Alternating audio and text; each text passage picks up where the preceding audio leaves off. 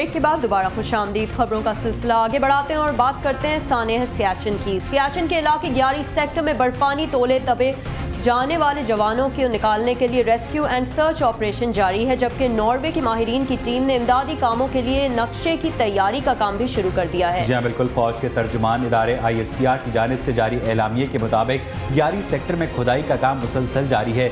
जिंदगी के आसार को महफूज तर बनाने के लिए भारी मशीनरी और बारूदी मवाद का इस्तेमाल भी किया जा रहा है। जमीन में घुसकर मालूमात देने वाले रेडार को भी पहुंचाया गया है। ISPR के मुताबिक और 29 इंजीनियर समेत 495 इमदादी कारकुन इस रेस्क्यू ऑपरेशन में हिस्सा ले रहे हैं। ताहम मौसमी तगय्युरात के बायस रेस्क्यू टीम्स भी मुश्किलात का सामना कर रही हैं।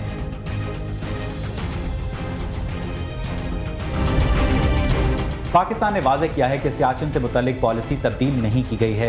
तर्जुमान दफ्तर खारजा मुअज़्ज़म खान ने हफ्तावार ब्रीफिंग में बताया है कि सियाचिन मामला पाक भारत मुज़ाकरात में शामिल है। उन्होंने कहा कि खारजा पॉलिसी के हवाले से तमाम फैसले पार्लिमानी सिफारशात के सामने रखे हुए थे कि किए जाएंगे। अमरीका के साथ पार्लिमानी सिफारशात के हवाले से राब्ते में हैं। उन्होंने बताया कि शिकागो कॉन्फ्रेंस और मार्क ग्रॉसमैन के दौरे पाकिस्तान के हवाले से अभी फैसला नहीं किया।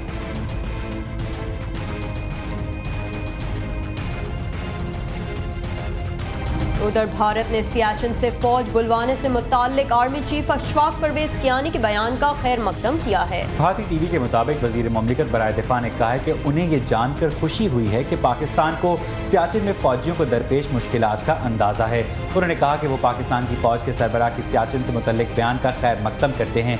गुज़श्ता रोज़ आर्मी चीफ अशफाक परवेज कियानी ने 11 सेक्टर के दौरे के बाद मीडिया से गुफ्तगू करते हुए कहा था कि भारत के साथ साथ सियाचिन समेत तमाम तनाज़ात पर बात होनी चाहिए। सियाचिन का मसला दोनों मुल्कों को मिल बैठकर हल करना चाहिए।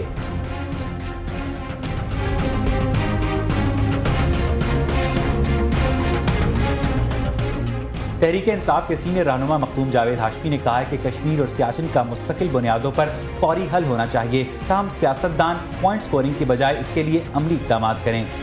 मुल्तान में अपनी रिहाइशगाह पर क्वेटा रवानगी से कबल प्रेस कॉन्फ्रेंस करते हुए जावेद हाशमी का कहना था कि बलोचिस्तान एक अरबनाक सूरत हाल से दो चार है। बलोच रहनुमाओं को आमिरों समेत जुल्फिकार भुट्टो के दौर में भी जेलों में डाला गया और बलोचों को के साथ सरासर नाइंसाफ़ी की जा रही है। जावेद हाशमी ने कहा कि पाकिस्तान हुकूमत बलोचिस्तान से माफ़ी मांगे।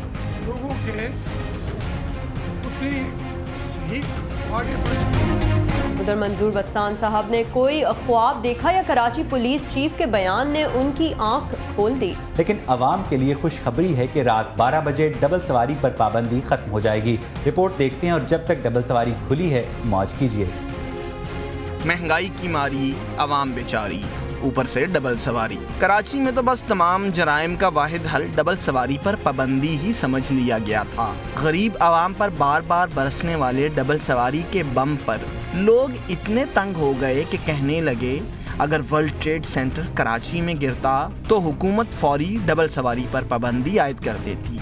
लेकिन गुज़श्ता शब शायद मंजूर बसान साहिब ने कोई सुहाना सपना नहीं देखा और आवाम के दुखों को उनके ख्वाब में जगह मिल गई, तो उन्होंने डबल सवारी पर पाबंदी हटाने का ऐलान कर दिया।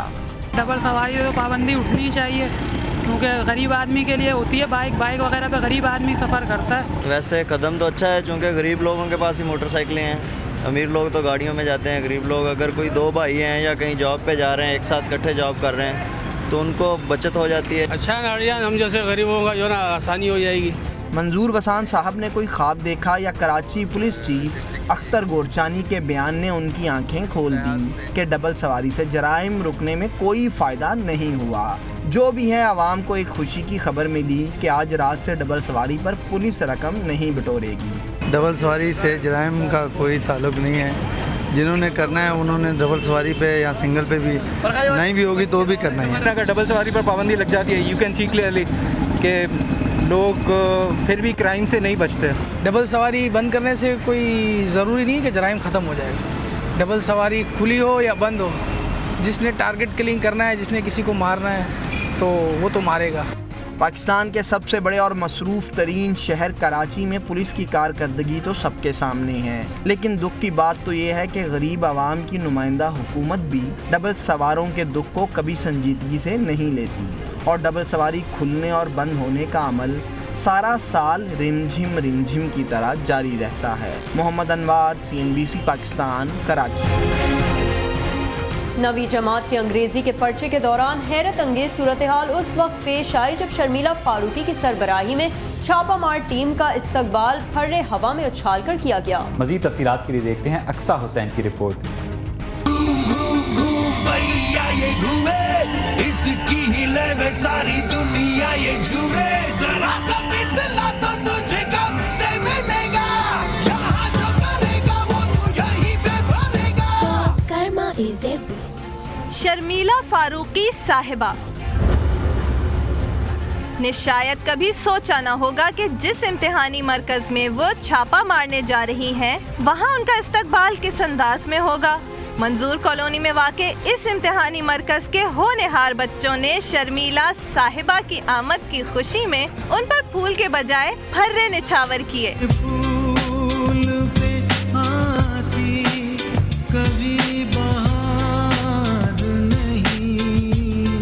पहली दफ़ा ऐसा हुआ है कि मेरा इस्तकबाल फर्रों से हुआ है, तो मुझे भी देख के बड़ी हैरानी हुई क्योंकि पहली दफ़ा ऐसा हुआ है। लेकिन क्योंकि हम इस एरिया में मुख्तलिफ एग्जामिनेशन सेंटर्स में जा रहे थे सरप्राइज विजिट के लिए, तो वो इन्फॉर्मेशन फैल जाती है। आपने देखा कि हर किसी के पास मोबाइल फ़ोन। फर्रे निछावर करने वाले इस्तकबाली तो न जाने कितने थे, ताहम हाथ आया तो सिर्फ ये बेचारा मासूम। शर्मिला फारूकी ने वाजे किया कि इनके पास किसी सेंटर के खिलाफ कार्रवाई का इख्तियार नहीं, वो तो सिर्फ केसेस रिपोर्ट कर सकती हैं। तो इसका मतलब कुछ यूँ हुआ कि जब तक केसेस रिपोर्ट हों तब तक पर्चों का किस्सा ही तमाम। We will report this to the Chief Minister and I will send a copy to पीर मज़हर साहब जो एजुकेशन मिनिस्टर हैं। He's very cooperative, of course Secretary Education, लेकिन देखिए एक्शन इस पे होता है। दफा 144 के बावजूद इम्तिहानी मराकज़ के बाहर गैर मुतालिका अफराद का हुजूम रहा। न सिर्फ ये बल्कि इम्तिहानी मराकज़ के अंदर बिजली ना होने की वजह से बेचारे तलबा को नकल में भी दिक्कत का सामना करना पड़ा। लेकिन साहिब क्या कहिए कि शर्मिला फारूकी साहिबा ने इन तमाम मसाइल की भी रिपोर्ट करने की यकीन दहानी करवा दी, यानी कि एक और यकीन दहानी। कैमरामैन जाहिद हुसैन के साथ अक्सा हुसैन, CNBC पाकिस्तान, कराची।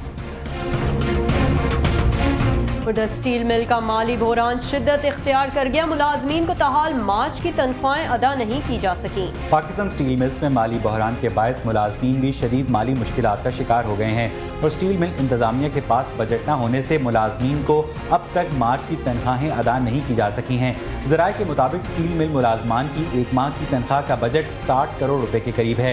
माली बहरान के बायस स्टील मिल की पैदावार भी 18% से कम हो गई है और मिल को यौमिया करोड़ों का नुकसान हो रहा है। स्टील मिल इंतजामिया के पास खाम माल की दरामद के लिए भी रकम नहीं और इदारे को LC खोलने में दुश्वारियां पेश आ रही हैं। तनख्वाहों की अदम अदायगी के बायस मुलाजमीन में शदीद बेचैनी पाई जाती है।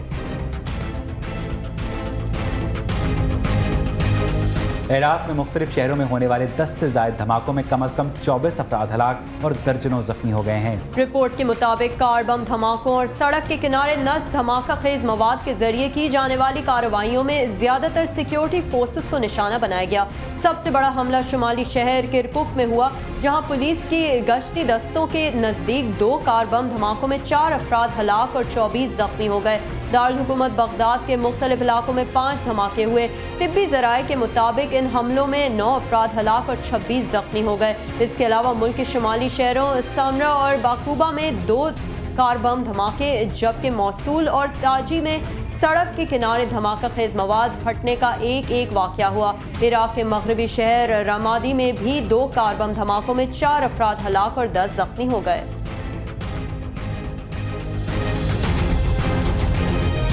और एक बार फिर बात करते हैं क्रिकेट की। पोर्ट ऑफ स्पेन में वेस्ट इंडीज के खिलाफ दूसरे टेस्ट के चौथे दिन खेल के अख्तिताम पर ऑस्ट्रेलिया ने अपनी दूसरी इनिंग्स में 3 विकेटों के नुकसान पर 73 रन बना लिए। मजीद देखते हैं इस रिपोर्ट में। मैच के चौथे रोज मेजबान वेस्टइंडीज ने अपनी पहली नामुकम्मल इनिंग 252 रन 9 खिलाड़ी आउट से शुरू की और सिर्फ 5 रन के इजाफे के बाद पूरी टीम 257 रन बनाकर आउट हो गई। मेजबान टीम की जानिब से चंद्रपॉल ने 94 रन की उम्दा इनिंग खेली, जबकि देव नारायण ने 55 रन बनाए। ऑस्ट्रेलिया की जानिब से नेथन लियोन ने 5 और माइकल बेयर ने 2, जबकि पैटिंसन, हिल्फनहास और माइकल हसी ने एक खिलाड़ी को आउट किया। ऑस्ट्रेलिया ने 54 रन की बर्तरी के साथ दूसरी इनिंग शुरू की तो पहली इनिंग की तरह इस बार भी इसका आगाज अच्छा न था। सिर्फ 57 रन पर इसके 3 बल्लेबाज पवेलियन लौट गए। कोआन ने 20 और वार्नर ने 17 रन बनाए, जबकि वॉटसन बगैर कोई रन बनाए पवेलियन लौट गए। वेस्टइंडीज की जानिब से तीनों विकेटें कैमरोच ने हासिल की। खेल के इख्तिताम पर रिकी पॉन्टिंग 32 और माइकल क्लार्क 3 रन के साथ क्रीज पर मौजूद थे। ऑस्ट्रेलिया को दूसरी इनिंग में वेस्टइंडीज के खिलाफ 127 रन की बर्तरी हासिल है और इसकी 7 विकेटें अभी बाकी हैं। याद रहे कि 3 टेस्ट मैचों की सीरीज में ऑस्ट्रेलिया को 1-0 की बर्तरी हासिल है। और अब कुछ बात वीना मलिक की, जिनके सितारे कुछ ज्यादा ही गर्दिश में हैं। एक भारतीय चैनल के बंद होने से जहां उनका एक शो अभी तक लटका हुआ है, वहीं मुंबई में इंतहा पसंदों ने उनका फोटोशूट भी रोक दिया है। मैं हिंदुस्तान की नहीं हूँ, मगर यहाँ मुझे बहुत कुछ मिला है। वीना मलिक के सितारे कुछ ज्यादा ही गर्दिश में हैं। एक भारतीय चैनल के बंद होने से जहां उनका स्वयंवर शो अभी लटका हुआ है, वहीं मुंबई में इंतहा पसंदों ने उनका फोटोशूट भी रोक दिया। वीना मलिक मुंबई में एक मैगजीन के लिए फोटो शूट कर रही थी कि एक इंतहा पसंद तंजीम के कुछ लोग वहां आ धमके और पाकिस्तानी होने की वजह से वीना का फोटोशूट जबरदस्ती रोक दिया। वीना मलिक का कहना है कि फोटोशूट के बारे में उन्होंने पुलिस को आगाह कर रखा था, लेकिन इसके बावजूद बाज अफराद ने फोटोशूट मुकम्मल नहीं होने दिया और पुलिस ने उन्हें कोई सिक्योरिटी भी नहीं दी।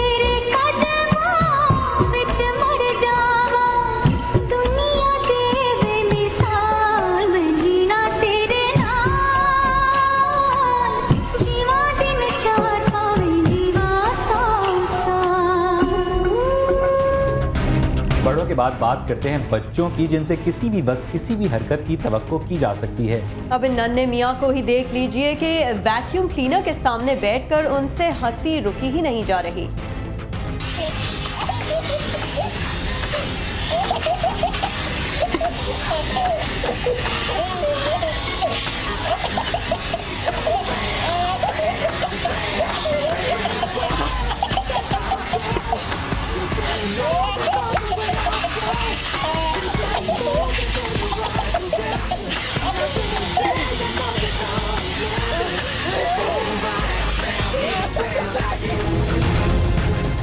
नन्हे मियाँ वैक्यूम क्लीनर को हुकूमत के वादे समझ रहे थे। और यहाँ बुलेटिन में वक्त हुआ एक ब्रेक का। हमारे साथ रहिए।